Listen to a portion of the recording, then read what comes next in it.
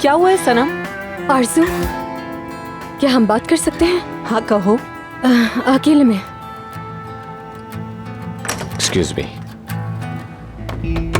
मेरी बात अभी खत्म नहीं हुई। यार तुम क्या कर रहे हो? होश में आओ। मैं बिल्कुल होश में हूं और इस वक्त सबसे ज्यादा होश में मैं ही हूं शायद।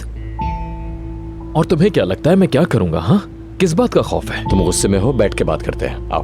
मैं यहां बैठने नहीं आया और तुम प्लीज मुझे रोकना बंद करो। ओजान, ओजान, ओजान, देखो, अगर तुम्हें मुझसे कोई प्रॉब्लम है तो तुम मेरे मुंह पे मुक्का मार सकते हो, वरना जो बात है वो करो, क्योंकि तुम्हारी ये हरकतें समझ नहीं आ रही हैं मुझे। साथ आओ मेरे।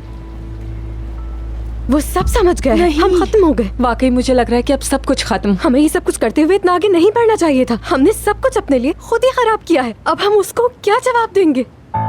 ठीक है, आराम से। यार ये तो बता दो कि हम जा कहाँ रहे हैं।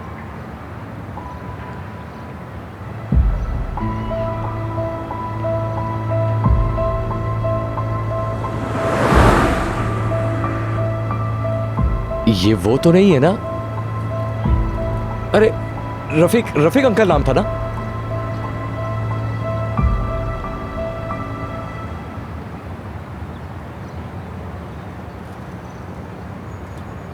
अब मैं समझा तुम्हारी बात, लेकिन ये हो कैसे सकता है? मुझे यकीन है कि सनम के पास इसका लॉजिकल आंसर जरूर होगा। लॉजिकल आंसर देने के बजाय मुझसे झूठ कहा कि इस कंपनी का ओनर उनके दादा का दोस्त है और उनके दादा उल्टी सीधी हरकतें करते रहते हैं, इसलिए उन्होंने दोस्ती की वजह से ये ऐड कर लिया होगा। पता नहीं क्या क्या बोल रही थी। इस आदमी को वैसे भी किसी काम की क्यों जरूरत होगी? मेरे भाई, या तो उस बात पे यकीन कर लें जो सनम ने कहा, या फिर ये शख्स उसका दादा है ही नहीं। उसने हमें जिनसे मिलवाया वो उसकी फैमिली थी ही नहीं। सनम हाजिंदार एक बहुत बड़ा झूठ है। सनम और नाजली एक ही इंसान है। ओजान, तो फिर और सोचने की क्या जरूरत है? शक के अंदर तड़पने के बजाय उनके सामने जाके खड़े हो जाते हैं और उनसे पूछते हैं कि हकीकत क्या है। अब तो तीर कमान से निकल गया, अब कुछ नहीं हो सकता मेरे भाई।